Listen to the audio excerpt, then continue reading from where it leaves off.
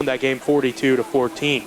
Plainville, well, they've won 7 in a row. They lost to Phillipsburg early in the season, and they lost to Smith Center 21-10 back in week 4. That's the last time the Cardinals. Things that they line up pretty well. It's going to you're pushing all your chips in at this point because there's only one game left after this. And that's the one you want to be in. That's exactly right. You want to be in that last game. You look down here at the stands. They are filling up quickly. Plainville side, they are almost completely full. There's cars still trying to pull in. So this shows you what type of game this could be. There's people that aren't from Smith Center. They're not from Plainville, but they're coming here tonight to watch this game because they see what it could be, potentially be. And this, I think, will be a all-out brawl between these two teams. Smith Center's hoping it kind of goes like last year where it was a close game the first time they played early in the season when Smith Center won 16-7. The first game of the season, they came out, sub-state, and rolled 51-0. That's what Smith Center's hoping for again tonight. But as we saw early in the year, Plainville's got a lot of different aspects to this offense, and we'll talk more about that and how they did last week against Elkhart. But first, we're going to go to our coaches as we were able to catch up with both Grant Stevenson for Plainville and, of course, Darren Sass for Smith Center. We'll see what coaches had to say about tonight's matchup right after this quick word from our sponsors as you are listening to Redmond Playoff Football on 92.5 KQMA. Okey-doke. Okay.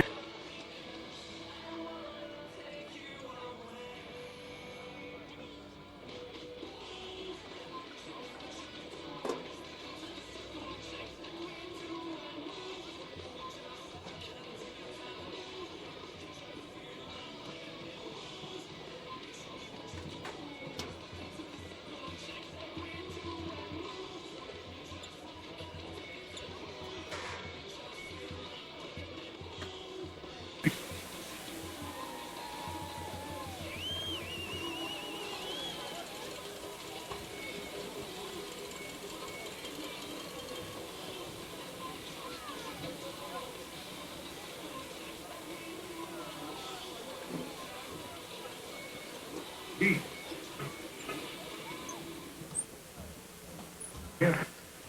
Well, we're on that.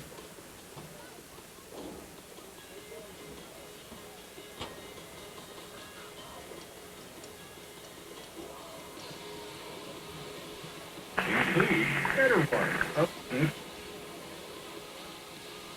And Smith Center, 11.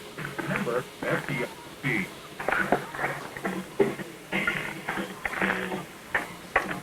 You can't clap. Run.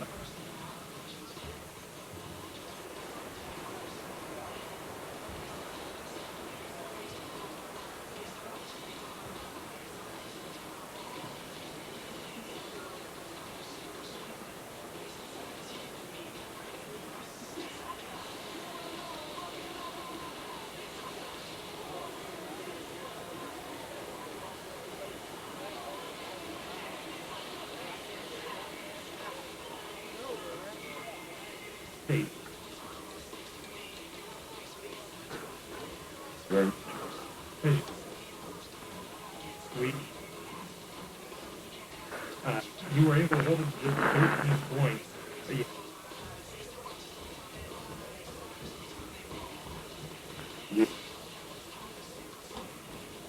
Well, yeah, third, back. You look at the game. So,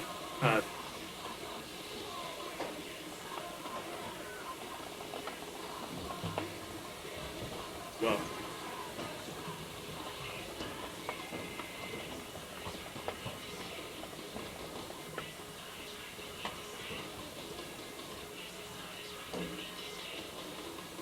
D.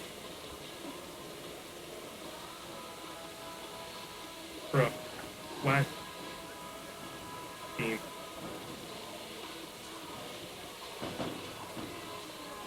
individual in the experience. Second year. Year 4.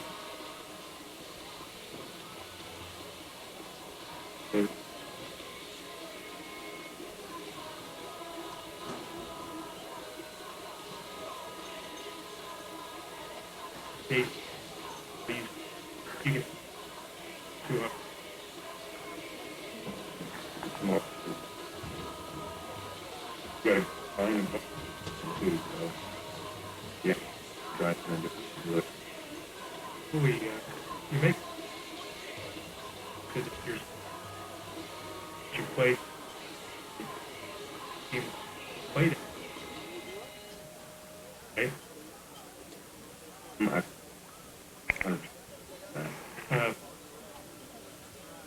You went to year. He just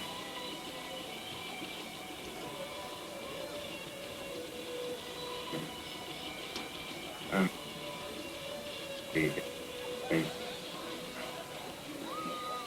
Got, not big limit each other. So, he was hard to be kind of long.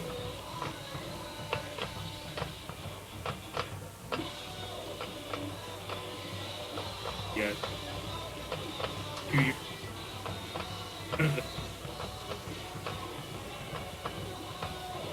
It's we got a game. Like, and yeah, really big. Some each other a lot.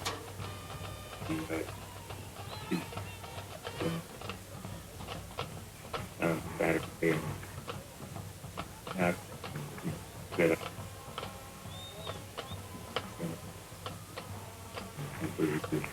Pretty fresh out the gap. Appreciate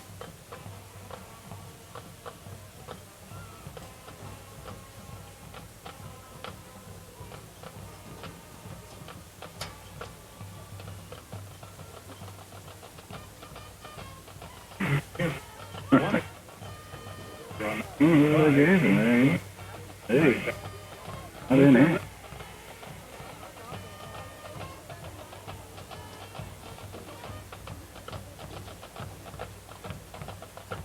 again.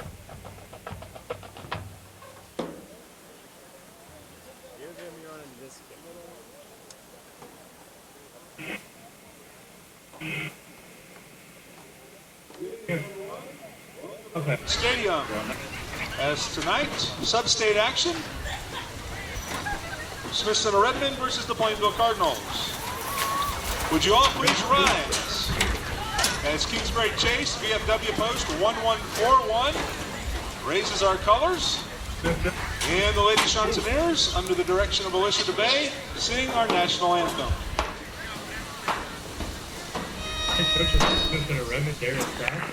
Oh, say, can you see by the dawn's early light, once so proudly we hailed at the twilight's last gleaming, whose broad stripes and bright stars through the perilous fight, o'er the ramparts we watched, were so gallantly streaming.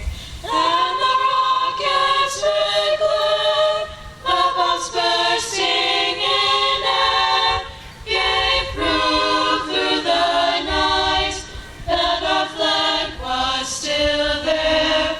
Oh, say does that star-spangled banner yet wave o'er the land of the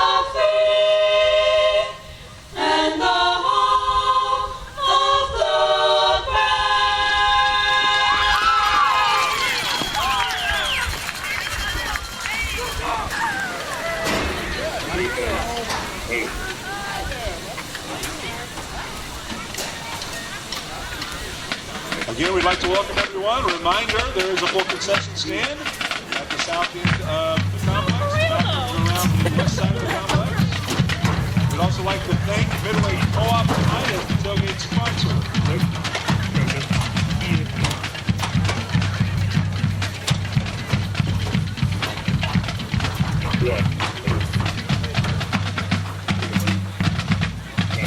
All right, Mark, we're back. And they've done the national anthem, so. Okay, we're still on staff. Yeah, I can hear that. And are they piping our audio tonight? Yep. Straight into the Okay. box, so. So once we send it back, no more talkie-talkie. Right. We're talking about Logan right now. And if you got your phone out, I'll send you what I can find on playoff games. I do. Since I'm inside. Not a lot, I'll send you anything I got. Okay. I better grab another drink while I'm sitting here. So I'm ready to go.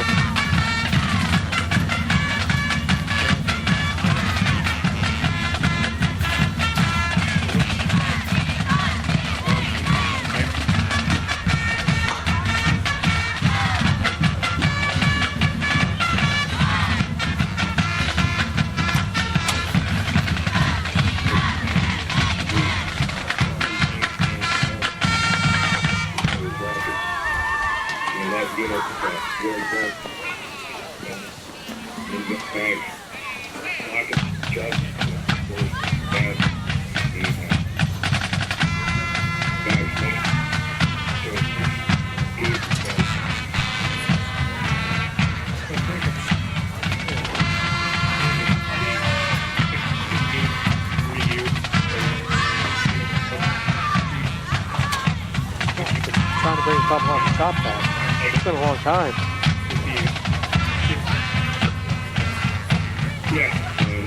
remember when I played over here my senior year. It's coming at you with waves over there on the far sideline.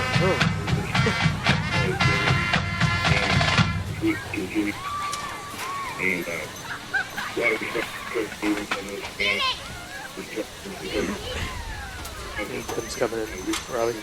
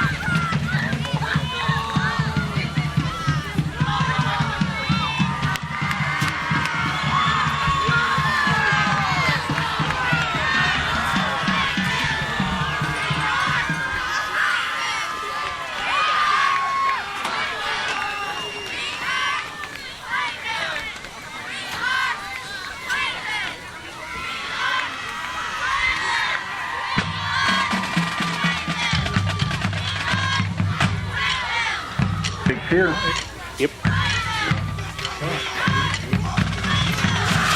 And we'll have you send it back to ID before kickoff. Okay, sounds good.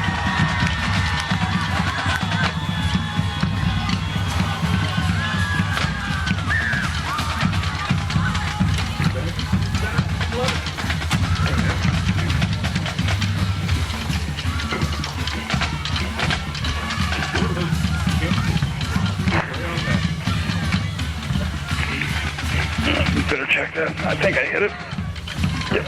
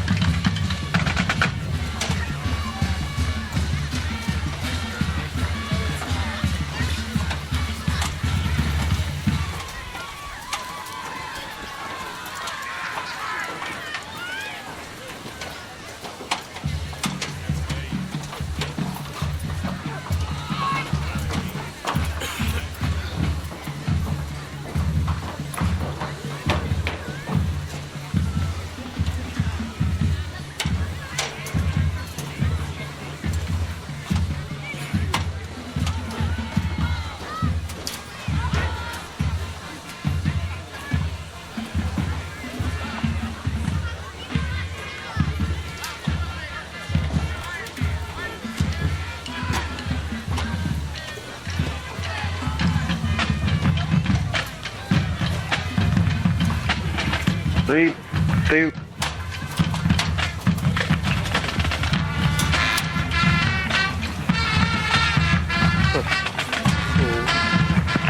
And go.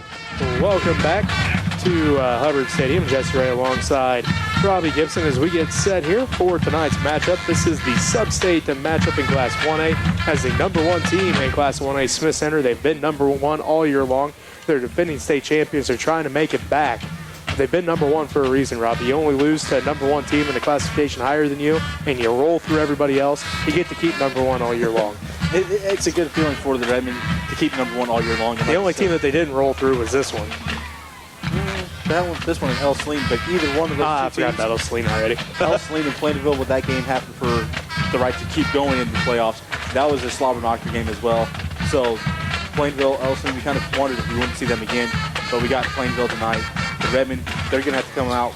I'm sure they're strapping up a little extra tighter tonight because they know what's on the other, waiting on the other end of the field for them. Yeah, it's the number 3 ranked team in Class 1A, so it's a top 5 matchup tonight as the 10-1 Smith Center Redmond hosts the 9-2 Plainville Cardinals. As we take a look tonight at the starting lineups, let's start with the Redmond offense. At left tackle, of course, will be number 65, Charlie Timmons. Left guard is number 58, Austin Holman. Center is number 66, Joel Montgomery. The right guard, number 53, Stu Hackert. And the right tackle, number 62, Brell Spees. The wide receiver will be number 9, Reese Buckmaster. And we'll see him and Griffin Cougler rotate throughout the game, bringing plays in. At quarterback, number 12, Trenton Colby. Now, at tight end will be number 45, Aaron Moss. And the running backs, the trio that all went over 100 yards last week to help the Redmond rush for over 500 yards as a team against Sedgwick. Well, the one running back is number 43, Colby Benoy. He had 11 carries, 163 yards, and a touchdown last week. The fullback, Heston Maxwell, 21 carries, 113 yards, and 2 touchdowns last week. And the big back last week, well, he at least had the most yards and the second most carries. Number 24, Ethan Peterson, 17 carries, 211 yards, and 4 touchdowns for Peterson 1 week ago. Trying to stop this offense is going to be the Cardinal defense. They're running a 5 front. At least that's what Coach Stevenson sent me. Up front, going to be number 9, Kobe Spees. Number 51, Jonah Smith. Number 62, Ryan Junkermeyer. Number 68, Chandler Yost. And number 73, Brennan Staub. The linebackers, number 58, Peyton Rathbun. And number 21, Jared Casey. The secondary will be number 8, Cody Crawford. Number 1, Jordan Finnessy. Number 11, Tanner Copeland. And number 30, Brandon Rohr. On the defensive side of things for the Redmond, it's going to be up front, number 58, Austin Holman. Number 21, Jaden Atwood. Number 66, Joel Montgomery. Number 65, Charlie Timmons. The linebackers, number 24, Ethan Peterson. And number 30, Heston Maxwell. While the middle backer, well, that's number 10, Logan Zabel. Last week, Robbie, he was chasing Hooper Schroeder all over the backfield. 19 tackles, 2 sacks on Cedric's quarterback a week ago for the middle linebacker, Logan Zabel. He leads this team 124 tackles his first year as a starter. He's making the most of it in his first year as the starter. The secondary tonight, well, it's number 9, Reese Buckmaster. Number 43, Colby Benoit. Number 12, Trenton Colby. And number 2, Griffin Cougler. They're going to be tested with this air raid offense, and they like to spread it out through the Cardinals. Should be interesting for your players to watch tonight. They really should. Both of those players, they're going to have a tough task ahead of them tonight. We're going to start with the Cardinals, though. We're going with Jared Casey. He is going to have a big game offensively and defensively. Defensively, we'll start there with him. He's going to have to read quick. He's going to have to read fast. He's going to meet Heston Maxwell a lot tonight. I'm going to guess the Redmond are going to keep pounding Heston through that middle. So If it ain't broke, don't fix it. So Jared Casey is going to have to meet Heston quickly. And if Heston doesn't have the ball, he's better be getting to the outside recovery. On the offensive side of things, Casey's going to have to get things rolling quickly. He is a big back. He doesn't have a lot of speed, but he has a lot of power. And he's going to have to make sure he's going through that middle of that line. He's hitting whoever that middle linebacker is solid to keep going forward. Going over to the Redmond side. Well, I mentioned Heston Maxwell. He's the player to watch tonight. He is on defensively that outside linebacker spot. He is quick. He is hard to get outside of, and he's going to have to do that tonight. Jordan Finnessy is a mobile quarterback. He's going to have to be able to read him and stay home and make those tackles as Finnessy comes to the outside. Offensively, well, good luck, old buddy. You have a big middle linebacker you're going up against. Run hard, run low, keep those shoulder pads level, and you have a chance to break free. If he can get past the Jared Casey there in the middle, he has a shot to break a big one. He hasn't broke a big one on offense yet this year. He got a pick 6 last week, and his team was excited for him. Now it's time for him to get a big play here in this game tonight. All right, as we get set, the coin toss going on right now, as that is Reese Buckmaster, Colby Benoit, Heston Maxwell, and Austin Hobelman for the Redmen. Looks like Kobe Spees, Ryan Junkemeyer, and Tanner Copeland for the Cardinals. As one guy we haven't talked about yet is Tanner Copeland. Other than Jonathan Honeycutt over at Phillipsburg, he's by far the second best kicker in the league. I mean, I don't know of anybody else that would even try to argue with that. And he's one of the best in the state. And he proved it when he got the chance to kick that 37-yarder to win the game against El Saline. We've seen it. We know that he's got the leg. If they get into field goal range, they're not scared to bring him out. Points are points, and sometimes it comes down to that field goal.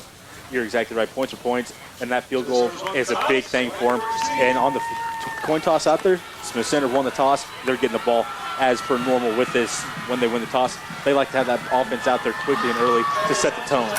All right, we're going to take a quick timeout for station identification. We will be back with the Class 1A sub-state matchup between Smith Center and Plainville right after this. To see what they have. Okay. Smith Center High School sophomores Jason Charbonneau and Jackson Pinkney are starting to work on their FCCLA Star event this year, and they're asking for the community and student. Here we are, Redman, taking on Plainville. Hope you like what you're seeing. If you like what you're seeing and want to contribute to help us out here, you can send money to Smith Center Junior Senior High School, 300 Roger Barter Way, Smith Center, Kansas, 66967, and we'll put your money to good use. Thank you for watching. We have 237 watching right now, so if everybody gets $10, we will be able to buy another camera or some batteries. To make a donation. Back in action. I'm going to take it back even farther. This is what you started working for last year at the end of your season. When they were in the circle after they were already raising the trophy. For the Redmen, they're raising that flag. The Plainville, they went home after the sub-state game and they started getting ready. That's what the weight room is for during the off-season. That's what off-season conditioning is for. It comes down to tonight. This is a big game to get yourself into the even bigger game at the end of the year. So you come down to 2 teams in your classification, and that's it. The Redmen looking to get back there. The Cardinals, they're looking to get back as well. So they're 2 years removed. They got the team to do it as well. All right, the Redmen in those home red jerseys, white numbers and the green trim. The Cardinals in their road white jerseys, maroon numbers and the black trim. The fans are here. The stands are packed both sides. It's Mid-Continent League football. It's late November. A state championship berth is on the line. This is exciting football. Well, and for the fans, you couldn't ask for a better night, really. I know, it's way better than last It's week. a little chilly, but it's not bad. Grab your heavy coat, get ready for a good game because you're going to stand up all night and jump up and down. Copeland's getting the ball teed up here for the Cardinals. It looks like, of course, Colby Benoit and Trenton Colby back deep as, Colby Benoit, he finally got another one returned. He's technically returned 4 touchdowns, or kick returns for touchdowns. Only 2 of them counted this year.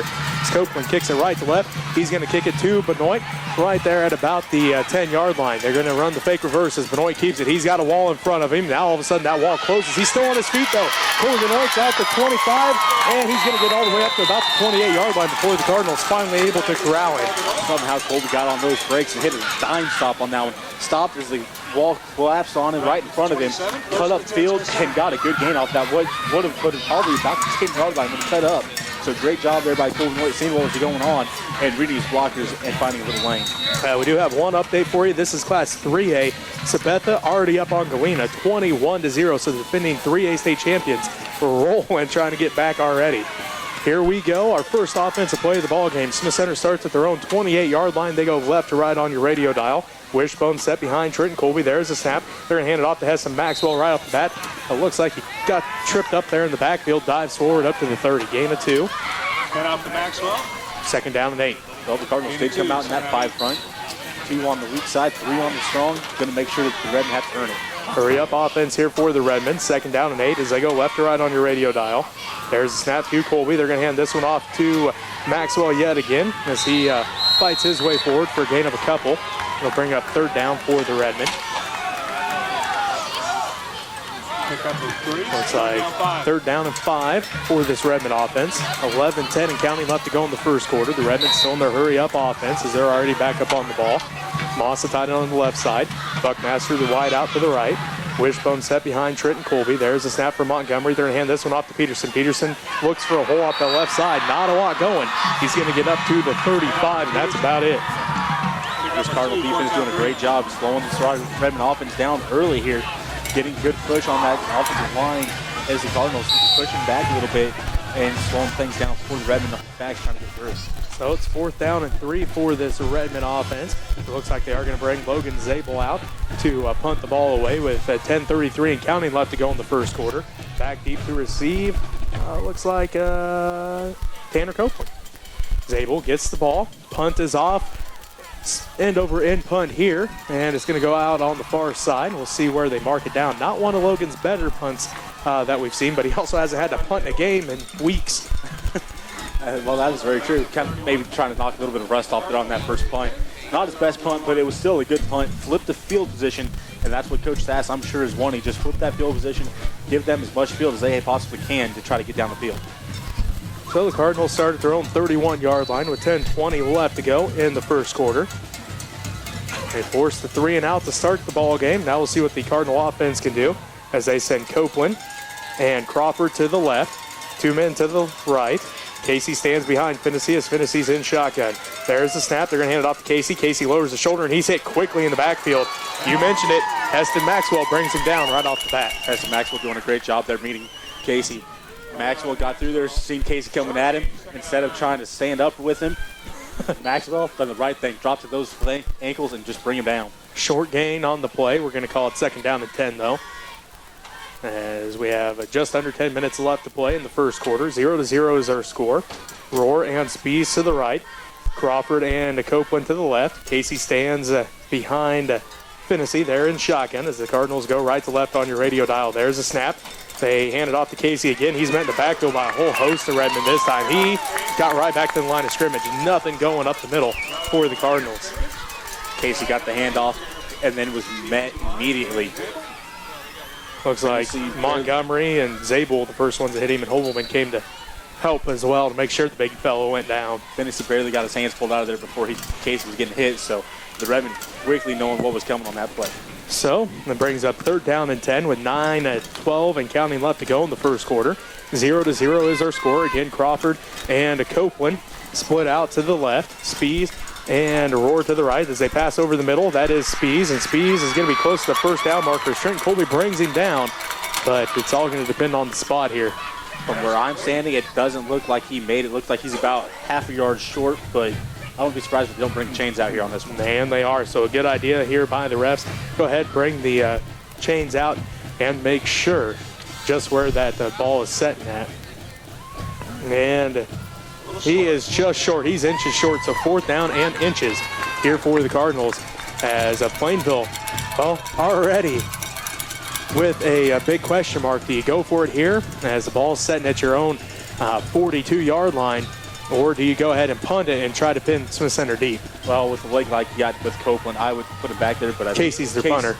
I say Casey's back there as well. Copeland could probably do it as well, but I would try to pin him back there. I mean, you want to play field position. It's early in the game. Play field position. Try to put him back there, but I'm wrong as normal, it looks like. As Finney going to be under center this time. 4th down and inches here for the Cardinals. As Finney gets it, they hand it off to Casey. Casey off the right side. He's stopped. Nothing going off the right side as the Redmond defense saw it coming. And they force a turnover on downs to the Redmond. So a great defensive stand for the Redmond defense. And it's a turnover on downs inside Cardinal territory with 8:47 left to go in this first quarter. That was a good play call there by the Cardinals, though. You got to hand it to them. They lined up underneath center, brought him in all of a sudden like they're going to go with a quarterback sneak right through the middle. All of a sudden just handed off to Casey going to the outside. The Redmond sniffed it out and stood Casey up quickly and drove him right back field. So here comes the Redmond offense. Again, wishbone set behind Trenton Colby as they go left to right on your radio dial. There's the snap. They hand this one off. Counterplay with Peterson. Peterson's met the backfield. Stiff arm. Peterson breaks the 2nd tackle, and then he's tripped up by Finney. And he's going to get across the 40 up to about the 39. That was a dirty stiff arm. The Cardinal defender, I'm not even sure who that was coming at him, but Peterson hit that perfectly right on the top of the head and just put him in the ground with it. as the Cardinals did stop Peterson as Finney able to trip him up after a gain of 2. 2nd down and 8 with 8:18 left to go in the first quarter. 0-0 is our score here at Hubbard Stadium in Smith Center. The Redmen now face again 2nd down and 8 going left to right on your radio dial. They await the snap from Montgomery. There it is. They hand it off to Benoy. Benoy's got blockers in front of him, still on his feet, and it takes a couple of Cardinal defenders to bring him down, as that's Finney and Copeland as he gets across the 35 up to about the 33-yard line, it looks like. So it's going to be 3rd down and a long 2, short 3 here. Good job by Benoy, letting his blockers open up the hole, just reading him, let the play develop in front of him, and then took off through it. The Cardinals doing a good job rotating over and filling that hole as soon as Benoy hit it. 7:35 left to go in the first quarter. 0-0 the score. There's a snap. They hand this one off to Maxwell. Maxwell follows his blockers, lowers his shoulder, dives forward as he falls backwards, and he's going to be close to the 1st down marker. See where they spot him down at here. As the ball's right at the 30-yard line. 1st and 10 for the Redmen. Maxwell, he had to use a second effort to get that 1st down. Guy kind of stood up there in the pile, falling down. All of a sudden you see him just kind of lunge forward from almost laying flat. So good job there by Maxwell. 7:20 and counting left to go in the first quarter. 1st and 10 for the Redmen. Ball at the Cardinal 30-yard line as a Buckmaster split out to the right. Wishbone set behind Trenton Colby. They hand it off to Peterson again. Peterson breaks the first couple tackles, and then he is going to be brought down. After a gain of a few here, it looks like he does get across the 25 up to about the 24-yard line. So 2nd down and 7 as they spot him down to 23. So gain of 7, 2nd down and 3, I should say. That's how I needed to word that. 6:45 left to go in the first quarter. 0-0 is our score. Cougler split out to the right. Wishbone set behind Trenton Colby with Mossa tied in on the left side. The Wishbone, Peterson, Benoit, and Maxwell.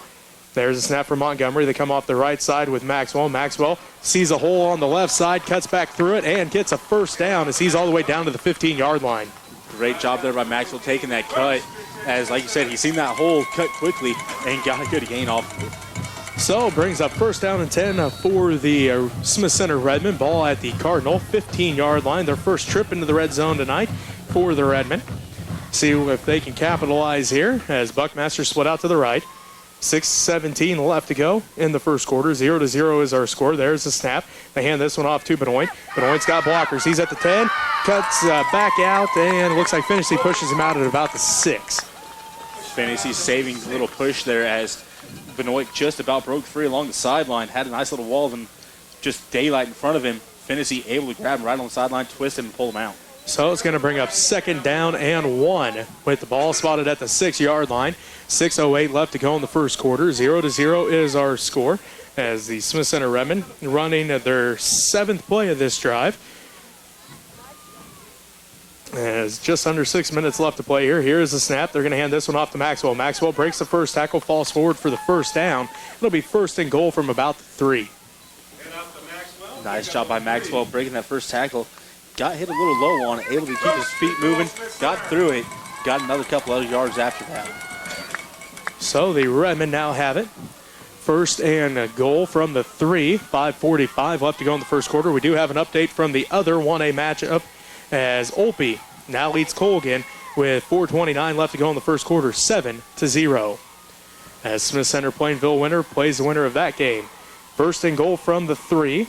There's a snap. They hand this one off to Maxwell yet again as Maxwell drags Jared Casey. So Maxwell's still on his feet. 2nd effort gets him down to about the 1-yard line. Maxwell pulling Jared Casey to the 1 this time. Well, that shows you the strength that Heston Maxwell has going through the middle of the line. Jared Casey met him, and Maxwell just kept his feet driving. Almost popped free to go into the end zone on that one, but not quite making it free there. Good job by Maxwell. Nice job by Casey as well, holding his ground. So it brings up a 2nd down and goal from the 1. Cougler split out to the right. 5 minutes left to go in the first quarter. Smith Center knocking on the door. There's the snap from Montgomery. They hand it off to Maxwell. Maxwell lowers the shoulder, dives over the pile. Touchdown, Redmen! 4:50 left to go in the first quarter, and the Smith Center Redmen go up first, 6-0 with a 1-yard run by Heston Maxwell. Nice job by Maxwell. He got hit went down, well, landed on top of a Cardinal defender, rolled over top, and when he landed on the ground, he was in the end zone. Great job by Maxwell, keeping his feet driving throughout that drive, getting downfield as he was one of the main leaders in that drive. I think you're going to see Maxwell a lot tonight in that typical fashion, just 3 to 4 yards with the fullback right through the middle. 4:50 left to go here in the first quarter. The Redmen strike first and with a 1-yard run by Heston Maxwell. Lambert's extra point kick is up, and it is good. So 4:50 left to go in the first quarter. The Smith Center Redmen lead the Plainville Cardinals 7-0. We'll take a quick timeout. We'll be back with more sub-state action right after this as you're listening to Redmen Playoff Football 92.5 KQMA.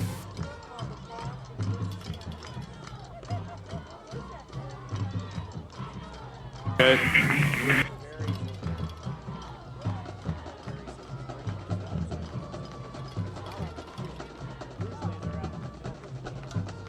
Everybody here at USD 237 hope you all have a happy and joyful Thanksgiving with friends and family. Hope that you enjoy the football game here. Whoever wins this match will be playing at A's next week in state football. So for everyone win, I hope you see you all down there. And of course the Monday after that is going to be the K-3 Christmas program. Yes, boys and girls, it is Christmas time again. So, thanks for watching www.UFC287 and Next Tech Channel 165. Maxwell, as he got his legs stripped up from underneath him, realizing that he hadn't hit the ground yet, he was on top of the defender. It just kept rolling as he somersaulted into the end zone over top of him. So good job there by Maxwell. Real just awareness on the field where he's at to get into the end zone. So here comes Lambert to kick off. Left to right on your radio dial for the Redmen. As the Cardinals pick this one up. They're up to their 30-yard line. See where they mark them down at here. Looks like at the 33-yard line. 4:46 left to go in the first quarter. Second drive for the Cardinals as the first one stalled out. On a fourth down because they went for it on fourth down. So here comes the Cardinal offense. Again, twins left, twins right. Rohr and Spees to the left. That means Copeland and Crawford to the right. Finnessy and shotgun with Casey to his left. There's the snap. Finnessy back to pass, goes over the middle, has his man incomplete, has Maxwell in coverage, but here comes the flag. A little late flag on that play as they're probably going to get Maxwell, I'm going to guess, with a pass interference. You look at the Redmond coaching, they're wanting an explanation on it, so not exactly sure on that one. Looks like Heston may have been there just a half step too early. It was a close one. That would be hard to call, but the ref seen what he's seen. The coaches got the explanation. They're nod with it, so they're good to go and getting everything lined back up here again. So 15-yard penalty there on the Redmen. Sets the Cardinals up with their best field position of this ball game. So they face another first down here. First and 10 from their own 48 as Finnessy goes to the left, and it's almost picked off by Trenton Colby as he hit the ball as it looked like Copeland was the intended receiver. That does bring up second down and 10. As that ball was put out there, Copeland tried to get his hands up, but didn't really get his head even really turned around to get where that ball was at. But nice try there by the Cardinals trying to hit Copeland as he was open. So the Redmond defense right now, Spees and Atwood are the tackles. Montgomery and Hobelman are the defensive ends.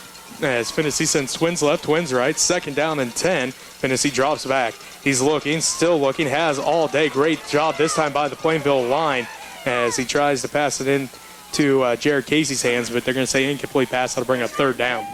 As Finnessy realized that he didn't have a lot of time left as the Redmond line finally started to get through his offensive line. That was a great job there by the Plainville offensive line. They done a great job holding off that rush from the Redmond. Finnessy had all day to throw back there. Finally realized that he didn't have anywhere to go with it. Just put it into the turf at Casey's feet. So 4.5 minutes left to go in the first quarter. The Smith Center Redmond lead the Plainville Cardinals 7-0. This time Finnessy sends trips to the left. That is Rohr along with Copeland and Spees. Crawford to the right. Casey stands to the right of Finney in shotgun. 3rd and 10 is what the Cardinals face. He looks left, still looking left. Now he's going to roll left as he's under pressure by Hobelman and the whole defensive line. Now Peterson gets his hands on him, and Finney able to get the pass away. Incomplete. 4th down for the Cardinals. Finney, I'm sure he has nightmares of that one when the Redmen come in on him like that, as there was the whole entire defensive line chasing him around in that backfield. Finney did a great job, though, using those feet to keep the play alive, and then doing the right thing, seeing that he didn't have anybody, and just got that ball out of there.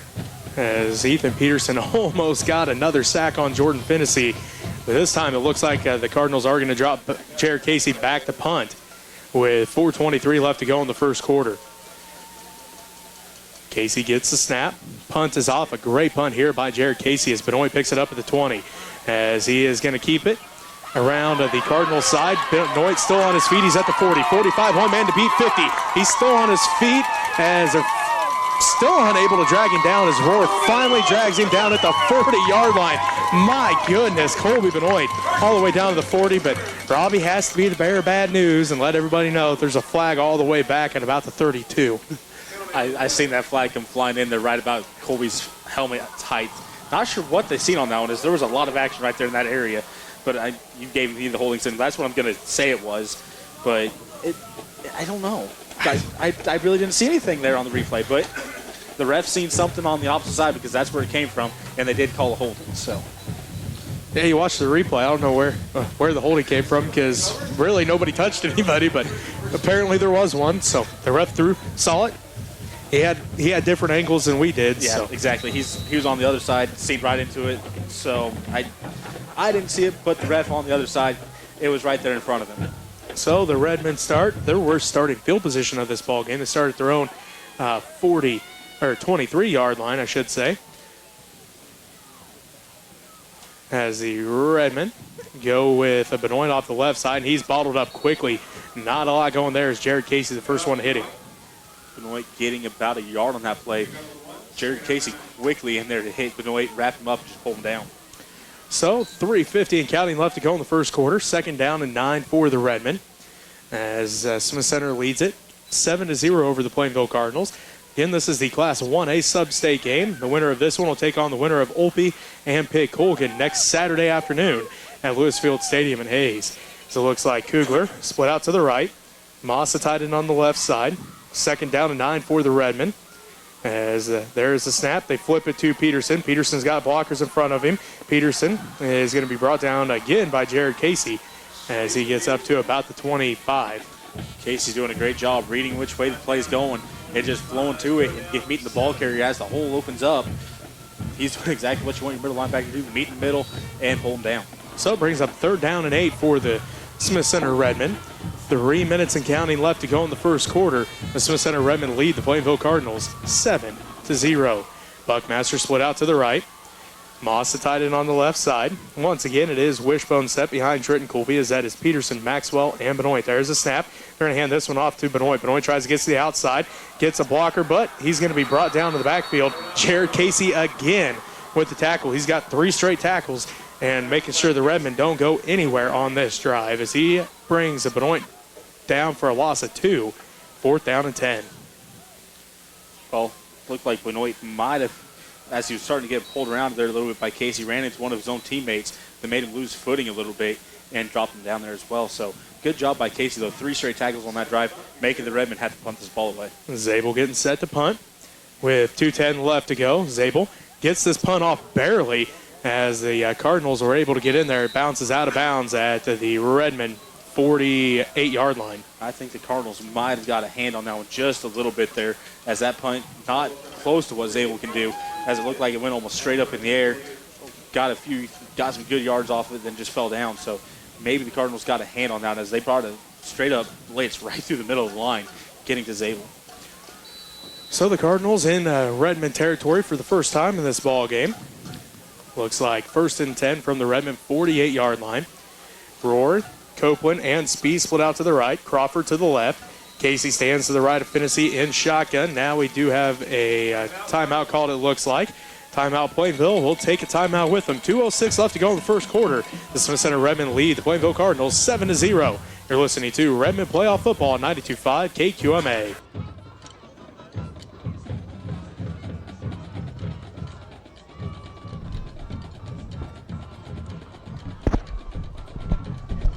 I'd like to thank our sponsors who helped us out considerably. Got the new camera and we're streaming right now. Say hi to Lyle Holtis down in some Caribbean island where he's teaching at. I'd like to say howdy to thanks to Phil and Phyllis Breeze, Lewis and Marilyn Overmiller, the Hobelman Farms, Deanna Hobelman, Jack and Arlene Band. Thank you, Jack. Jack passed away last week. Always long-time supporters. Ken and Debbie Waltmer, Ivan Burgess Memorial. Thank you, family of Ivan Burgess, Walter and Vera Kiever, Art Woodcock and Evan Emenke, Mitch and Tammy Holtis, Dennis and Kathy Hansen, Everett and Bonnie Benoit, Ray and Corina Hairstate, John and Ellis Sparks, the Holtis boys, Farmer Union Insurance, Greg Frank, we're back in action. Well, the team's changed a little bit, but it should be a good game no matter what. So here we go. 1st and 10 for Plainville. Ball at the Redmond 48-yard line. Twins left, twins right. Finnessy drops back. He's under pressure right away. Flats to Casey. He breaks the first tackle, and then he's going to be brought down for a loss of about 1 on the play as Maxwell and Atwood and Zabel all there to bring him down. Well, Austin Holman had Casey in the backfield off that screen. Came in a little hot and just A little too high. Just missed him. Was Casey able to sidestep just enough and got, well, almost back up to the original line of scrimmage. Austin Holman probably would have had him for a loss of about 5. So brings up 2nd down and 11 from the Redmond 49-yard line. Twins left, twins right for the Plainville Cardinals. There's the snap. Quick pass, tipped, and almost picked off by Buckmaster, but somehow Rohr stays with it and comes down with the catch. Gain of a few on the play gets the Cardinals up to the 42-yard line. How Rohr was able to catch them. I thought Buckmaster had that. It hit Buckmaster's hands, went over top of him, and then Rohr just stayed with it. It was a double tip drill on that one. So good job by Rohr and paying attention where that ball was and coming up with it. So 3rd down and 4 for the Plainville Cardinals as Rohr and Spees are split out to the right. Copeland and Crawford to the left. Casey stands to the left of Finnessy in shotgun. 3rd down and 4 from the Redmond 41-yard line. Finnessy drops back. He rolls to his right, looks to pass, and we do have a flag on the play as Rohr again with the reception. He's going to be brought up short of the 1st down marker, but there is a flag, so we'll see what the flag is all about here. That's kind of a weird area for the flag, as the play wasn't close to it, and it came out early in that play, so not sure what this one's going to be. As we do have an update for you. Looks like, see if I can get it pulled up here real quick while Robbie watches what the ref calls. Looks like at the end of the 1st quarter, Olpey's up on Colgan 7-0, and still scoreless in Phillipsburg as Hoisington and Phillipsburg still 0-0 at the end of the 1st. Looks like it's going to be holding on the Redmond. Had quite a bit of a little discussion over there on the sideline trying to figure out this call that did the refs, but got together, figured it out, and went with holding. So, both 1st downs for the Cardinals come on penalties. They have not picked up a 1st down on the ground or through the air, but they do have 2 1st downs thanks to penalties on the Redmond. So the Redmond already 3 penalties for 35 yards in this ball game. 1st down and 10 for Plainville. Ball at the Redmond 28. Looks like twins left, twins right. They're going to hand this one off. No, Finnessy keeps it around the left side. He's got blockers in front of him. Finnessy still on his feet, and he's finally brought down by Trenton Colby. And it looks like close to the 5-yard line, but there is a flag on the play. I believe they're going to get blocked in the back here are the Cardinals, but the refs getting together to make sure they call what it is. But I believe it's blocked in the back. They had a nice little block out here on the side going into the play. It looks like it is going to be on the Cardinals. This is their 1st penalty of the ball game. We do have a quick update for you. Hoisington on top of Phillipsburg 7-0 with 10:56 left to go in the 1st half. So Hoisington strikes first. Holding on the Cardinals. Well, Hoisington coming out. Thought that game might be a little bit closer than the first one that they played. As normally you get to this point in the season, everything changes from when you played someone for the first time. So here comes the Cardinal offense. Instead of 1st and goal from about the 5, now it's 1st and 10 from the Redmond 35. Finnessy rolls to his right. He's just going to throw this one up. It's up for grabs, and nobody can come up with it as Spees knocks it away from Buckmaster, so to bring up 2nd down and long. Wide receiver turns into defensive back as Buckmaster played down perfectly, going up in the air. Spees just coming in, playing the ball, and tipped it out and running into Buckmaster, making sure Buckmaster went forward, missed the ball, and the ball went over top of both of them. And that's how the first quarter ends with the Smith Center Redmond up 7-0. We're going to take a timeout. We'll be back with more sub-state football action here from Hubbard Stadium. You're listening to Redmond Playoff Football, 92.5 KQMA.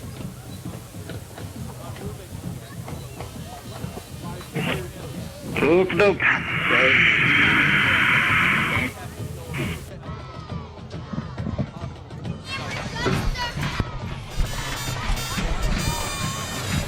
Thank you so much to our sponsors who have helped us out through the years. We've done the best we could. I think we're going to retire the TriCaster one of these days and try to get something maybe a little bit better and maybe into the camera. It depends on how much money we can collect over time. Some more of our sponsors are Bernina Tompkins Memorial, Huffman Floor Covering, the People's Bank, State Line Properties, Michael Shannon McDowell, Attorney at Law, there in beautiful downtown Smith Center on Kansas Avenue.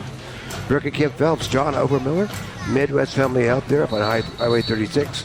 Jones West Stream, we also on 36. Gary and Brenda Freeling, Simmons Richland Mortuary, Opal Hall Memorial. Larry's TV, go down, get yourself a big giant screen TV. See you all at the Redmond on Next Tech Channel 165. We're back in action. 2nd down and about 17 from the Redmond 35-yard line. They're going to send Roar and Spees to the right.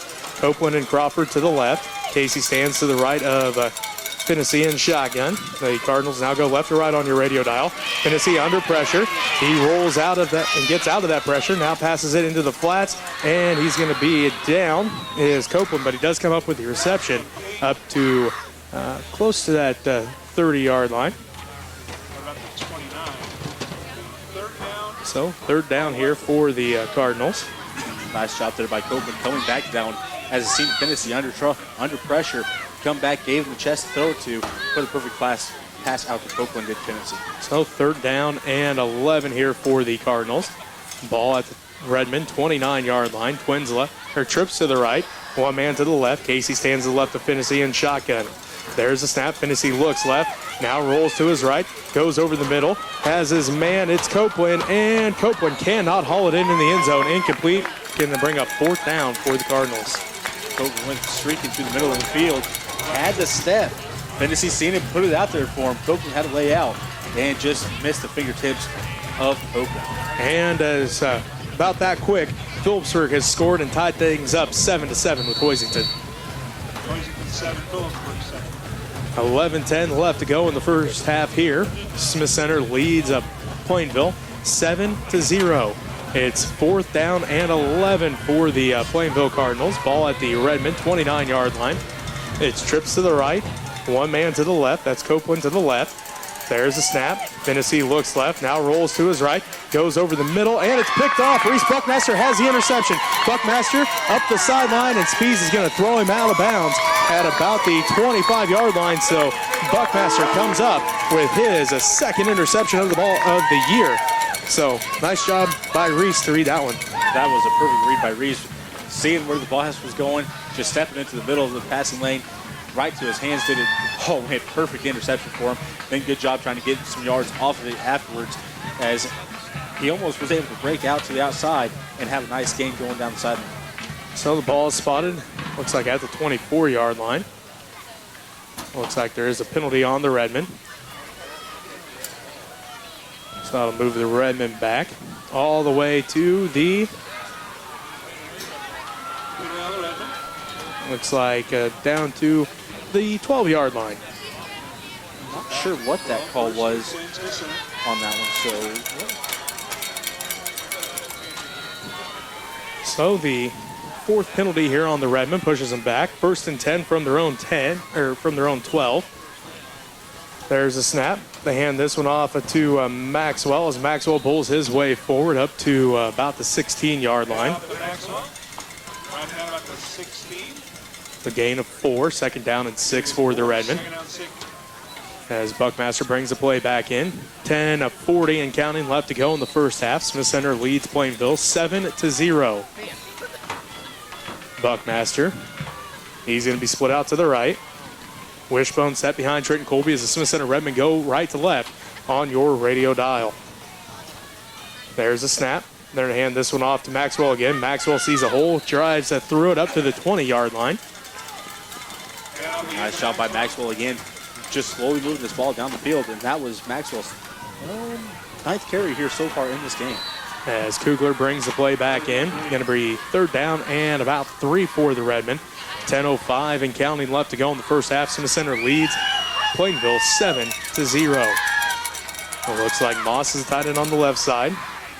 Cougler split out to the right. Wishbone set behind Trenton Colby. There's a snap. They're going to hand this one off to Maxwell again. Maxwell is going to be brought down. Looks like enough for the first down.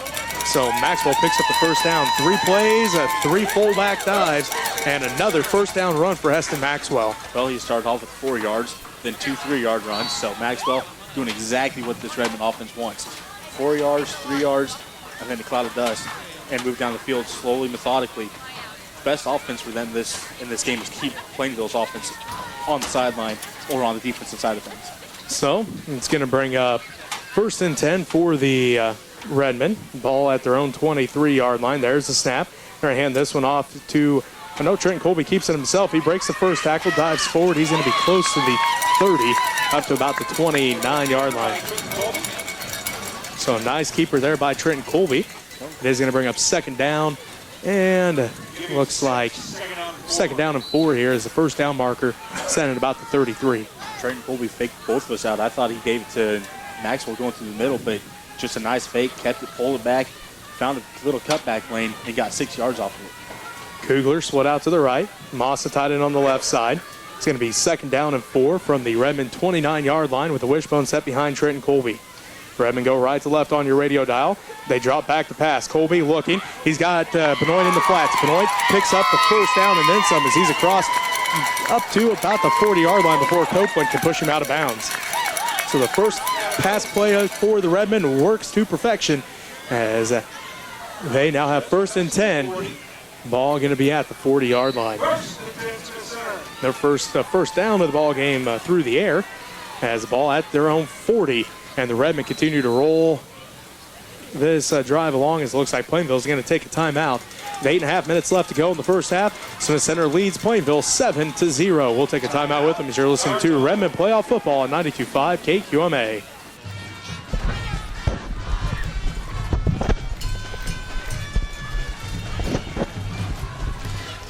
And of course, basketball's coming up. The Russell Invitational, we got it up that first week in December, I believe. If you want to find out what's going on in Redmond land, go to www.usc237.org, and you can go there and see what's coming up on the athletic calendar. Some of our sponsors are the Opal Hall Memorial, Neil and Karen Herndon, Ken and Diane Depperschmidt, Kingsbury Service, Marty and Lorette Kingsbury, Catherine McCary, Dennis and Judy Lambert, the Eye Care Center, the Holtis Boys, Mitch, Mike Lyle, and of course Eldine. Had a nice chat with Eldine tonight. They're at the tailgate party. Kwame Jr., Greg Frank, they're on Kansas, and Midway Chiropractic, Bloomington Embellishment Boutique, John and Alice Parks, Ray and Karina Harrison. Thank you for your support. We're back in action. Benoy sets this 1st and 10 up. Again, the Redmen go right to left on your radio dial. Ball at their own 40-yard line. 1st and 10 with 8.5 to go in the first half. There's a snap. They hand it off to Maxwell. Maxwell breaks the first tackle, and he's going to be stood up after a gain of right at 5 yards.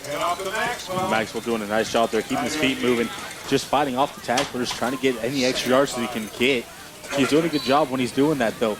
He has that ball into the middle of his stomach, pulled over top of it, so it's tough for the Cardinals to even try to get a hand in there to rip it out of there. 2nd down and 5 for the Redmond offense. Again, they go right to left on your radio dial. Cougler split out to the right. Moss tied in on the left side. Wishbone set behind Trenton Colby. They pull it out of Maxwell's belly, put it in Peterson's. Peterson's going to gain a couple on the play. Looks like a gain of, we'll call it gain of 3. It's going to bring up 3rd down and 2. Not a lot of room coming to the sideline here as they're right up against that hash mark, coming to the short side, right to their bench.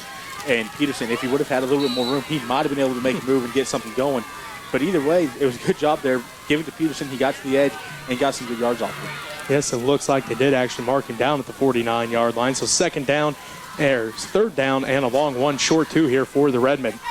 There's a snap. They hand this one off to Benoy off the right side. Benoy's got a blocker. Benoy's still on his feet. He's in the Cardinal territory at the 30-yard line where he's finally going to be pushed out of bounds. What a great run by Colton Benoy as he's inside the 30 down to about the 20. Looks like about the 27-yard line. Nice job by Benoy getting to the outside, reading his blocker out there, and his wide receiver seeing the lane to the outside, cut it to there, and got some extra yards off it. So great job there by Benoy. Buckmaster split out to the right. It's going to be 1st and 10 for the Redmen. Ball at the Cardinal 27-yard line with 7.5 minutes left to go in this first half. There's a snap. They hand it off to Peterson. Peterson breaks the first tackle. He's still on his feet, stiff arm, and he's finally going to be pushed down as Rohr was the defender in pursuit as he's down at about the 17-yard line. Down to 17. The ref over there on the far side keeps bouncing back and forth, so I'm not sure where he's going with this one. They may be bringing the sticks in as that he was bouncing back and forth, so I didn't know what it was at for yards. He's really close to that 10 yards, and Peterson, he tried to get that nice little stiff arm going to the outside there and just got himself shoved just enough that he lost balance and fell down. Otherwise, there was nothing but green grass skating into the end zone. So they pull the sticks tight. 1st and 10 for the Redmen. So the Redmen drive continues here. 1st and 10, ball at the 17-yard line as this is their second trip into the red zone. Last time they punched it in for 6. We'll see what the Redmen can do here, see if the Cardinal defense can come up big as the Redmen now have it. They started this drive at their own 12-yard line. Now they have it all the way down to the Cardinals 17. 7:20 left to go in the first half. The Smith Center Redmen lead the Plainville Cardinals 7-0. It is going to be Cougler split out to the right. Wishbone set behind Trenton Colby as Aaron Moss is the tight end on the left side. They wait the snap for Montgomery.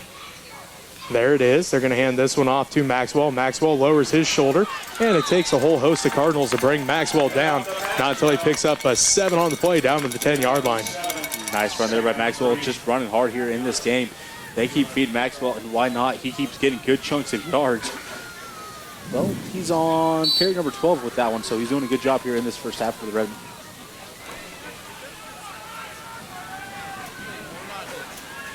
So this looks like the Redmen lining up here.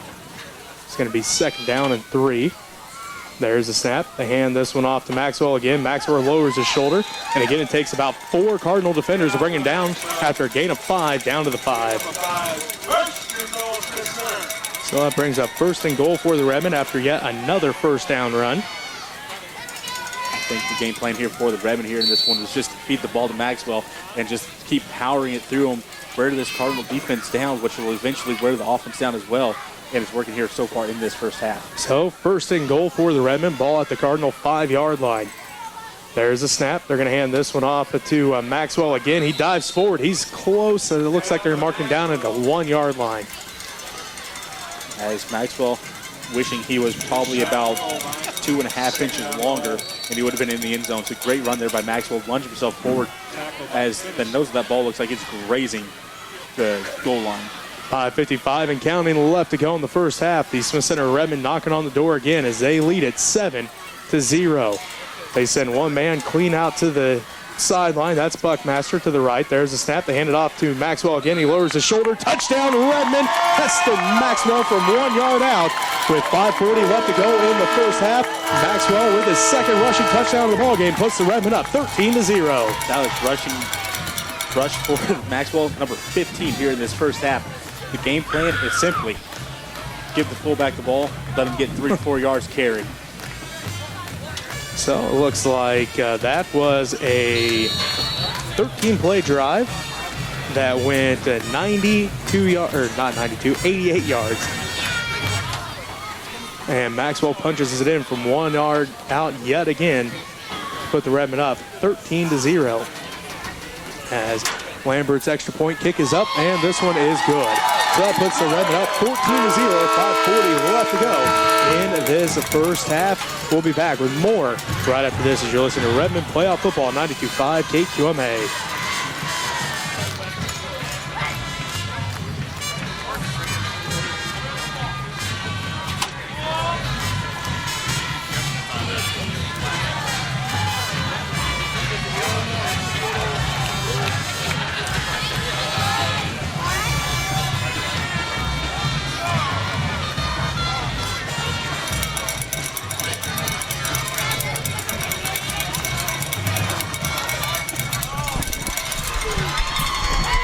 So coming up this next week 12-play, is Thanksgiving. 78-yard. Junior high basketball on November 19th on Monday. And Thanksgiving break is over Thanksgiving time, so if y'all can do after that, we'll do travel times next week. Volpe 14, Fulton nothing.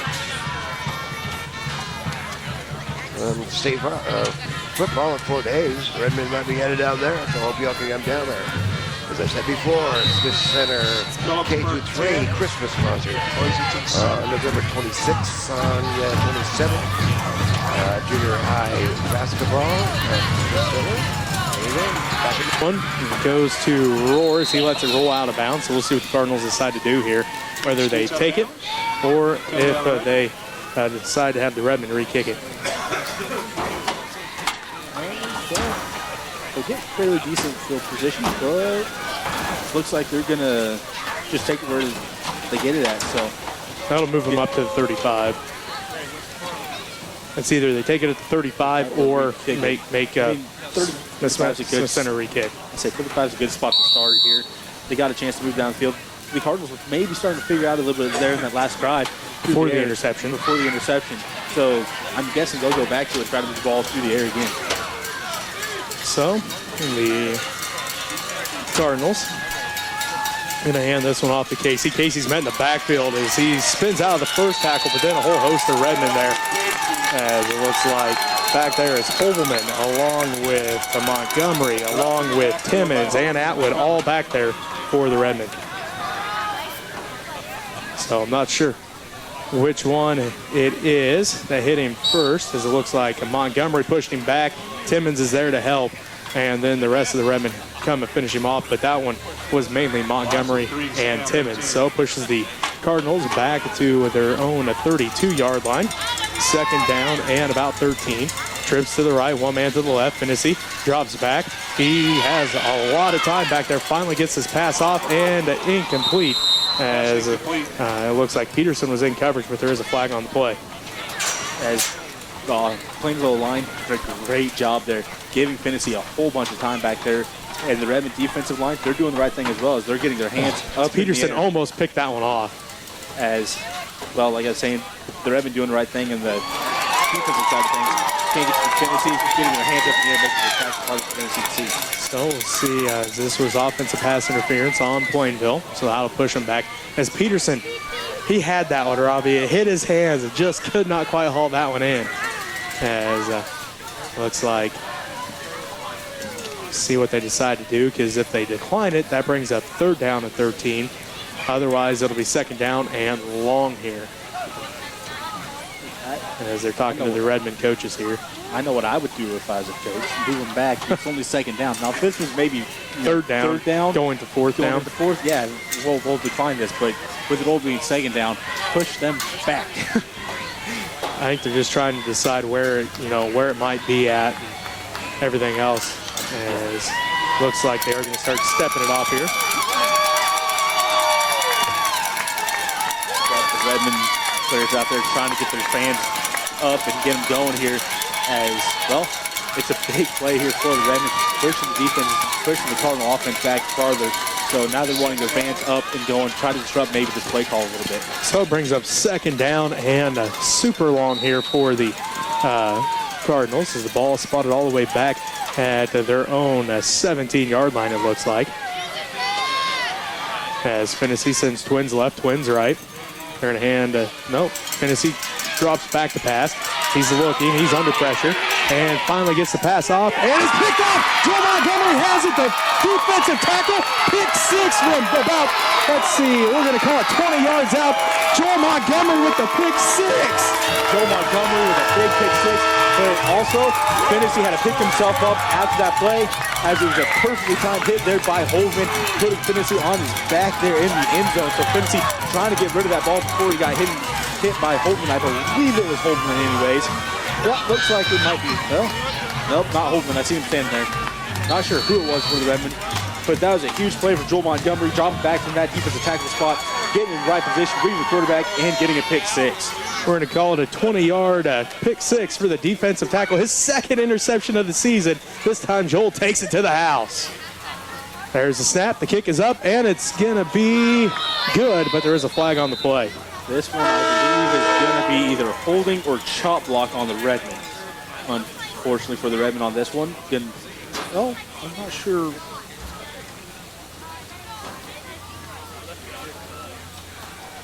So, have they called anything yet here, Robbie? As I'm writing stuff down, you got to watch. I'm watching. The ref went in and talked to one of the refs closer.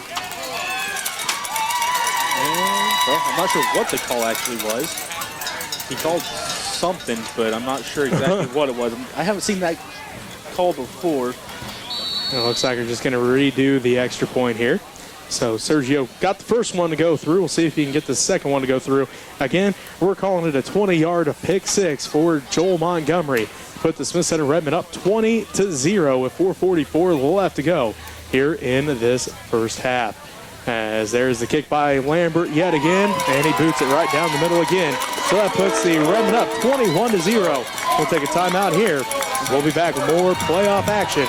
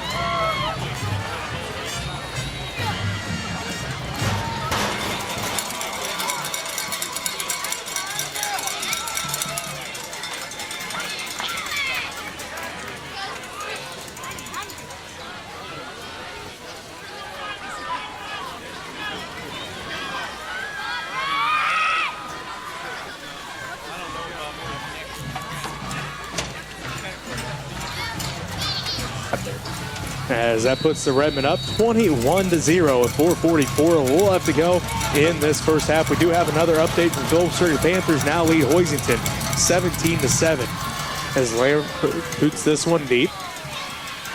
The Cardinals pick it up. They're up to close to the 30-yard line. Not sure which Cardinal that was. I missed his number when he got by. So looks like they're going to spot him down at the 30. And it was Roar on the return.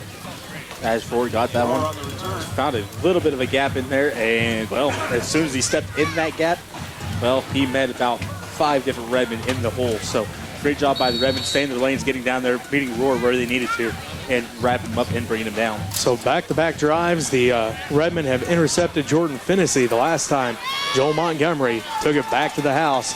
Put the Redmen up 21-0. Trips to the left, one man to the right. Finnessy runs the option with Jared Casey. Casey gets it around the left side. He runs over Logan Zabel, jumps over another man still on his feet, and in to almost Redmen territory down to the 47-yard line. So Casey ran over one, jumped over another, and picks up the first down for the Cardinals. That's the first down that didn't come by a Redmen penalty. Well, that was a great run there by Casey. Got to the outside, ran over, lowers the boom on one Redmen defender, hopped over the other one. And, well, he showed that he has a little bit of ups on that one. Went right up and over top, landed, gained another couple yards. About a 20-yard run on that one. So it looks like 1st and 10 from the Cardinal 48-yard line. Twins left, twins right. Casey stands to the right of Finnessy in shotgun. There's a snap. Quick pass to Spees. Spees is going to be close to another first down marker. I think he's going to have it just barely, just in front of the sticks, it looks like. Complete to Spees, pick up 11, 1st and 10 Cardinals. So it picks up another first down. So 2 plays, 2 first downs for the Plainville Cardinals as Atwood comes out of the ball game for the Redmen. Looks like the Redmen right now going to 3-man front as now we have a timeout called. So with 3:59 left to go in this first half, the Smith Center Redmen lead at 21-0. We'll be back with more first half action right after this as you're listening to Redmen Playoff Football 92.5 KQMA. Coming up in the future, junior high league basketball. Plainville Junior High on Thursday the 29th. So that pretty much puts December into. And on Friday, November 30th, basketball varsity. Smith Center taking on Plainville basketball at Smith Center. Saturday is Junior High League at Plainville and wrestling tournament. Redmond headed to TMP, Al Villinger Fieldhouse. A big match there. Lots of teams down there in Hayes. Well, that's JV. And Smith Center will be going to varsity wrestling at Osborne on December 1st. So we're back in action. Go Redmen. Cardinal first down. And 42-yard line. Montgomery and Hobelman, the three-man front. Right now the Cardinals go twins left, twins right. 1st and 10 from the Redmond 42. Fennessey's going to keep it. He's under pressure. Now rolls all the way out to his left. Zabel grabs a hold, and Zabel brings him down to the backfield. Yet again, Logan Zabel showing off his speed as Fennessey came right, felt the pressure, spun around, went left, and Zabel able to bring him down. Great job there by Zabel. You said it, showing his speed on now, able to get Fennessey in the backfield. Grabbed him, just spun. One-handed. One-handed, perfect placement of that one hand. Grabbed around that leg and got it right into his chest and just rolled around Fennessey and brought him down. 2nd down and 15 after the loss of 5. It's going to be trips to the right, one man to the left. Casey stands to the left of Fennessey and shotgun. The Cardinals go left to right on your radio dial. Now there's a whistle. Looks like this is going to be on the Redmond. So, offside on the Redmond. That'll push them back up to the original line of scrimmage. So, right back to 2nd down and 10. Cardinals brought out a hard count on that one, and it worked for him as he got one of the Redmond to jump. It's a good job there by the Cardinals. Right play call. Get that 5 yards back with the penalty. So it brings up 2nd down and 10 with 3:08 and counting left to go here in the first half. Smith Center leads at 21-0. There's a snap to Fennessey. He's going to go right, and it's going to be picked off again. This time Heston Maxwell picks it off, his 3rd interception of the season. Heston Maxwell done the tip drill for himself. Got a hand up there, tipped it up in the air, came right back down in front of him. Balled the ball up right against his chest and took off upfield with it. So Heston had that 55-yard pick six last week. His 3rd interception of the year just comes right there as the Redmen now have it 1st and 10 at their own 39-yard line. The Redmen well equipped with his passing attack defense as they had to go against one last week. So great job there by the Redmen. Good job by Maxwell reading that pass, getting a hand up there, tipping it up in the air, and it came right back down in front of him. So 1st and 10 from their own 39 with the wishbone set behind Trenton Colby. There's a snap. They hand it off to Peterson. Peterson breaks the first tackle, lowers his shoulder, runs over one Cardinal defender, and Fennessey brings him down. Peterson doing a nice job there, dropping shoulders, lowering the boom on that one to get that corner, around that corner anyways, and done a great job getting it and then getting a couple yards afterwards. 2:38 left to go here in the first half. The Smith Center Redmen lead at 21-0 as Buckmaster split out to the right. 2nd down and we'll call it 7 for the Redmen. Wishbone set behind Trenton Colby as the Redmen go right to left on your radio dial. There is the snap. They're going to hand this one off to Benoy. Benoy tries to get it to the outside. He does so. There's the 1st down and more. Colby Benoy off to the races. Can Jordan Fennessey track him down? No, he can't. Touchdown, Redmond. Colby Benoy from 58 yards out. Great job there by Benoy getting to the outside and just exploding down the sideline. Benoy got out there, made sure no one was catching him. Jordan Fennessey was the only one that had a chance, but Fennessey not able to track him down as Benoy kept extending that distance. So Colby Benoy got there and seen the goal line and turned on the Rockets. He's tired of listening to us talk about how fast Ethan Peterson is. Colby had to show just how fast he was as he outran everybody that time.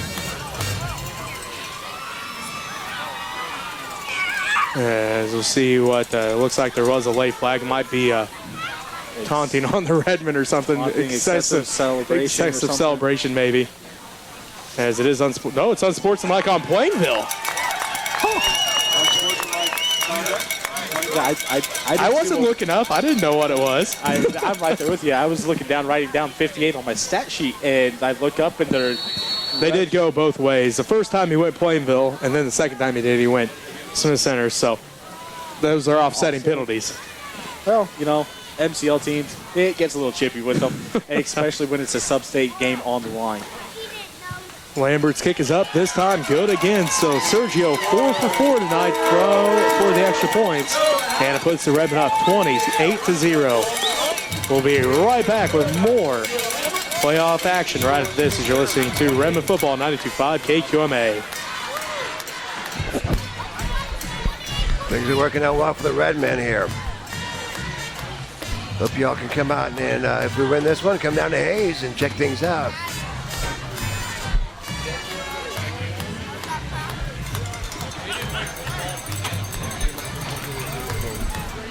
Trying to get in there.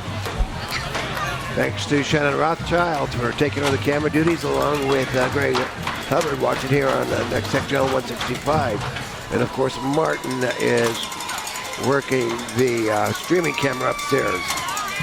So we couldn't do it with just one person or two people. It takes a village of camera people. You're watching Redmen Football on WWWUSD 237 and Next Tech Channel 165. Alongside Robbie Gibson. 2 plays of 47 seconds and 61 yards, and the Redmen now lead it 28-0 after a 58-yard burst by Colby Benoy off the right side, puts the Redmen up that 28-0 score. So after it's all said and done, Robbie, it looks like the personal foul was on the Cardinals. So now Spees kicks it off, and he's going to boom this one into the end zone. So that'll be a touchback.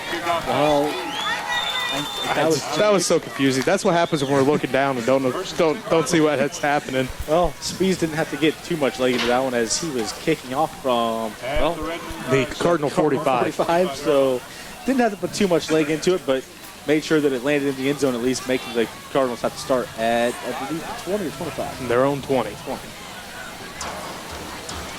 Where it looks like they're spotting down at right there at their own 20. The ref was still walking with the ball, so I wasn't sure where he was headed with it. So here come the Cardinals. The last 3 drives, the Redmen have intercepted them as Buckmaster has one, Montgomery has one, and Maxwell has one. 2:11 left to go. As Finney season opening, he's going to take it. He's going to be brought down right at the line of scrimmage. Nothing going there. Second down and 10. Brought down by Hubbard. As well, this Redmond defense is doing a great job here as their biggest yards that came so far tonight was in that last drive of 24 yards by Jared Casey. So other than that, the Redmond defense pretty much have put up not much yards, about 4 or 5 yards through the air and on the ground. Twins left, Twins right. 1:40 and counting left to go in the first half. Smith Center leads at 28-0. There's a snap. Finney's under pressure by Peterson. Finney rolls out to his left, gets the pass off. It's tipped by Moss and incomplete as Spees was the intended receiver. Peterson quickly coming from that outside linebacker position on a blitz, came free as there was no one that touched him. Finney put a little move on, got back into the middle of the field and launched that ball out there. As well, the Redmond in the right place almost had another pick on this game. We do have a quick update for you. Osborne just wearing down the 9 players from Dighton as Osborne leads at 30-0 with 1:29 left to go in the first half. So Osborne leading there, looking to get back to the state championship game. Unfortunately, they'll probably have to play Hanover, so there's that. As it's trips to the left, one man to the right. Finney drops back. 3rd down and long here for the Cardinals. Penalty flags flying everywhere as Finney does complete the pass to Roar over there on the far sideline. But this one looking like it's probably coming back as there were penalty flags everywhere back there in the backfield. I believe it's probably coming back. It's either going to be holding or chop block. As I thought it was probably going to be a chop block on that one, as Maxwell was coming through, getting held up by one, and then his legs just all of a sudden out from underneath him. So good job by Maxwell on getting in there, creating enough havoc that the players thought that he was coming free. So this will push the Cardinals back into the 9-yard line. Push back inside the 10 at the 9. They're all the way back into their 9-yard line right now. 3rd down and forever here for the Cardinals with 1:15 and counting left to go here in the first half. The Cardinals, they want to get something going here, Robbie, even with a minute left to go, because they get the ball to start the second half. They definitely want to get down at least into field goal range and get a field goal up on the board going into halftime. So you're right, they want to get something going here. Trips to the left, one man to the right. They're going to run the option. Casey gets it in his end zone, cuts back, and he's met by Montgomery as he's pushed all the way back to about the 3-yard line. Montgomery read that one perfectly as they pitched to Casey. He was in his own end zone, and before he could even get a step out, Jared Casey was hit by Joel Montgomery at the well, at the goal line, and he was able to get his way back up to the 3. So Casey's doing everything that he possibly could to get out of that end zone, but just barely getting out of there. So now it's going to bring up 4th down and 20. Well, 4th down and about 27 for the Cardinals. As the line to get is the 30, and they're just hanging out right there at the 3-yard line, so where the ball's at. So 4th down and 27 for the Cardinals as they took a timeout. As we have 57 seconds left to go here. We do want to mention this broadcast is made possible in part by the fiber optic network of Next Tech, providing state-of-the-art communication services to the region for more than 65 years. Next Tech, bring high tech to the High Plains. As we have some updates for you, no real surprise here. Bishop Miege is rolling right now as Miege is up on Pacer Linwood 27-0. At halftime, Phillipsburg's up on Hoisington 17-7. Osborne's up on Dighton, like we said, 30-0. St. Thomas Aquinas, they beat Bishop Miege this year. They are rolling over Olathe West right now, 47-7. So, old Randy Dryling, as he's known around these parts from being at Hutchinson all those years when they were so good. Well, now he's got St. Thomas Aquinas rolling right now as well, up 47-7. As Casey rugby punts this one. A great punt here by Casey as Benoy picks it up, runs the reverse with Trenton Colby. Colby Benoit still has it though at the 35. He's looking for blockers. He's at the 30. 25 still on his feet at the 20. And he's finally going to be brought down in the red zone. So another great punt return by Colby Benoit to set the Redmen up inside the Cardinal 20 with 42 seconds left. Great job there by Benoit. Read what he had going, or Colby Benoit there. Read what he had going. It seemed like he could lanes that he needed to. Made the nice cuts that he needed to get through there.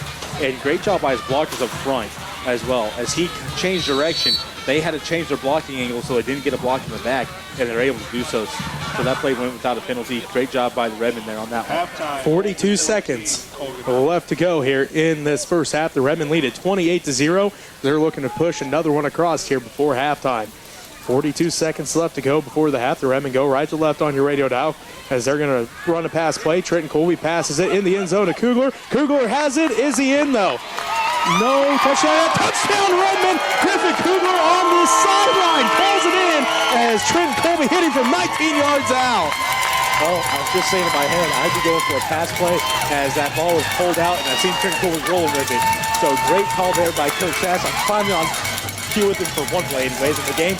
Great pass out there as he got that 1 foot in. If this was the NFL, that would have been an incomplete pass, but we're in high school, 1 foot counts, and Griffin Cougler catches it from Trenton Colby from 19 yards out to put the Redmen up 34-0. Cougler comes up looking at the ref, throwing his hands up in the air like, come on.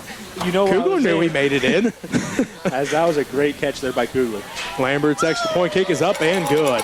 So with 35 seconds left to go in the first half, the Redmen now lead at 35-0 over the Plainville Cardinals. We'll take a timeout here. We'll be back for the rest of the first half right after this as you're listening to Redmen Playoff Football on 92.5 KQMA. Makes your score 35. Whoa, Redmen really rolling here. 35-0, 35 seconds left. There's our cheerleaders. I'm not sure if the Scarlets are going to be out tonight. I'm not sure. No, usually there's a couple of the cheerleaders with the Scarlets. I don't think the Scarlets are going to be out. Don't know if the band's going to be playing. Always fun to hear the band playing in any school function. So you're watching Redmen football on WWWUSD 237 and Next Tech Channel 165. Ethan Peterson, to Griffin Cougler from 19 yards out. What a great play. The Cardinals expect and run. All of a sudden, Griffin Cougler standing in the end zone all by himself. Well, couldn't put that pass anywhere better as Trenton Colby put that pass perfectly where Cougler was the only one that had to play on it. Cougler made that play and got the points up on the board for the Redmen. It's a great play all around for the Redmen. So it looks like out the kick is Spees yet again. Back to receive is Finnessy. As it goes to Finnessy right at the 15. He's up to the 20, up to the 25, cuts back 30. Still on his feet at the 35. Finnessy still on his feet at the 40. Up the Cardinals sidelines and finally be brought down at about the 44. So a great return by Jordan Finnessy. Finnessy doing everything he can to try to get upfield as close to the to where they need to get at least the field goal unit on the field to get some points on the board in that one. So great job by Finney reading his blockers, taking off that field, and getting some good yards on that return. So 26 seconds left to go here in the first half. The Cardinals start at their own 44, right at the 45 is where they're actually marking down. So right at the 45-yard line with 26 seconds left to go. As you mentioned, all they got to do is get it across really up to about the 30-yard line, and they will probably feel pretty comfortable with Copeland to try to probably a 40-yard field goal as they're going to hand it off to Casey. Casey lowers his shoulder. He's going to pick up a couple. Casey doing a nice job there, just lowering the shoulder, coming to a little bit of a bowling ball in that one to get those 3 yards. Instead of trying to pass and get into field goal range, maybe they're just trying to run out the clock here with 8 seconds left. It looks like they are heading to the locker room, so that's how the first half ends with the Smith Center Redmen up 35-0 over the Plainville Cardinals. We're going to take a timeout, and we'll be back to wrap up the first half right after this as you're listening to Redmen Playoff Football 92.5 KQMA. Redmen rolling here, 35-0. Subsequently, we're going to be looking here at maybe going to state unless Plainville just kind of shifts gears real hard and heavy. But that'll be at Hayes. I don't recall the time. It seems like it's usually late in the afternoon and it's really cold. Let's get back one here on www.usd287.org and look at our calendar. That's no time. Might have to go to the Acacia site, Kansas State High School Athletic Association. Usually post those sorts of things on there. That's how I kept up with the volleyball this last year.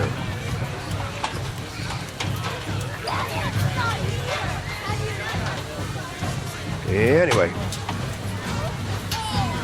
let's see here.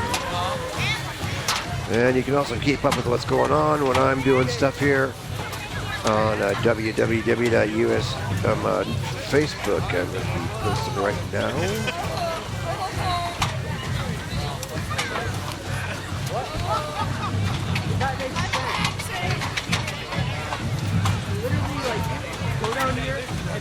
Plainville.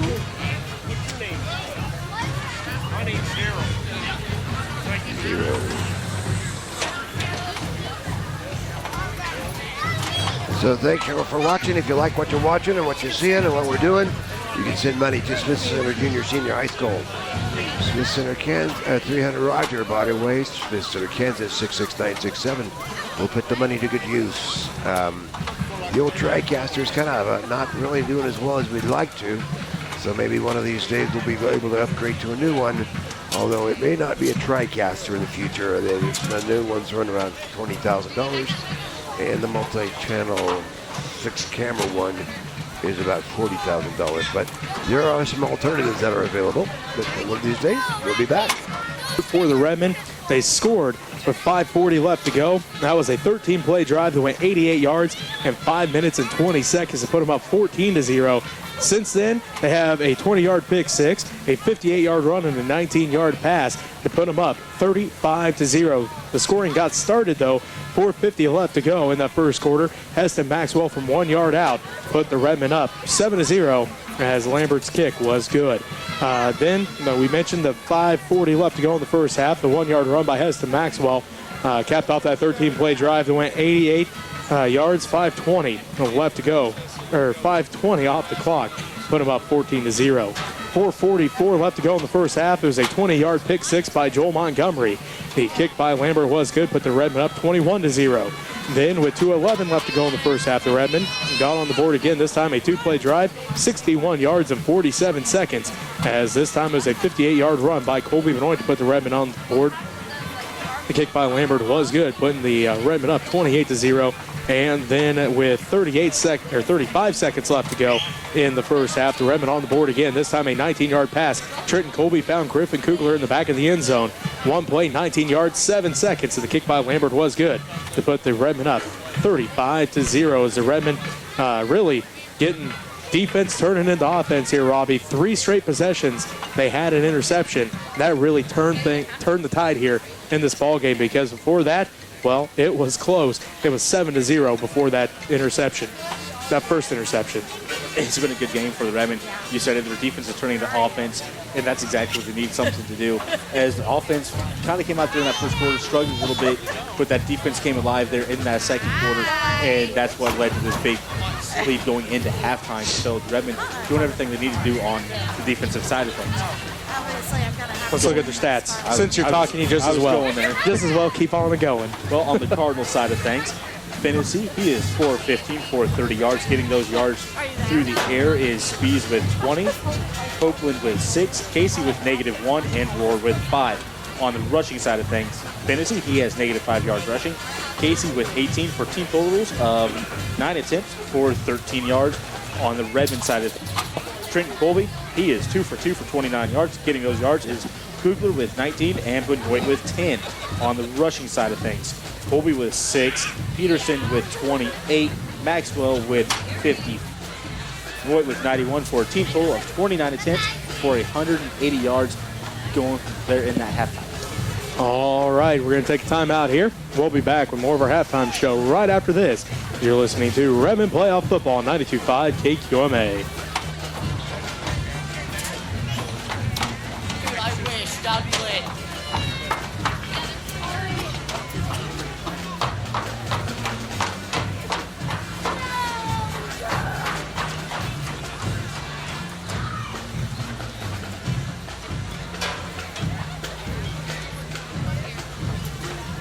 Because like I said, 43.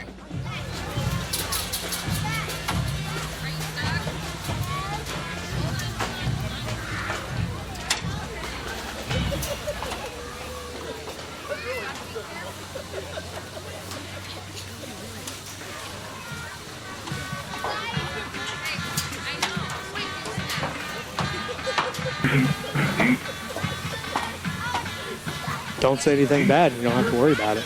I'm not. I'm just. No, we'd have to unplug it for him not to hear you.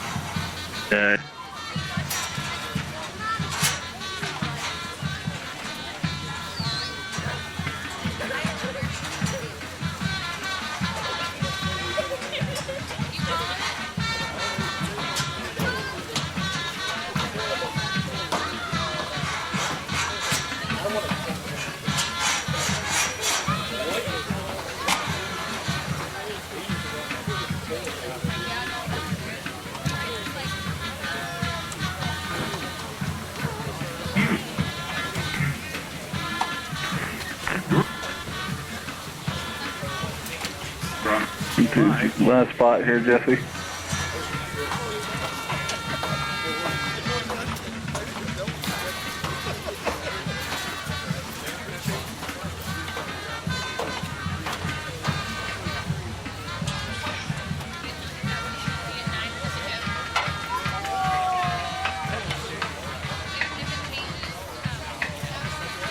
Welcome back to Hubbard Stadium. Jesse Ray alongside Robbie Gibson at halftime. The Smith Center Redmond lead the Plainville Cardinals 35-0 here in the Class 1A sub-state matchup. This is the western side of the bracket. In the eastern side is Olpe. And a pick Colgan as we scroll back.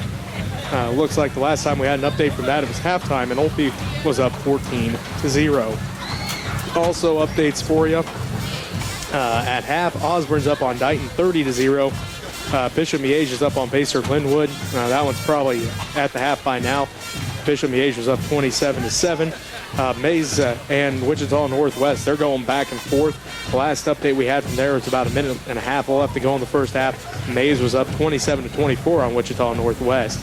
Derby was up on Manhattan. This was a big matchup coming in, and Derby is now up 24-0. Probably at halftime here. Also, it looks like 8-man Division I Solomon's up on Canton Galva 14-6.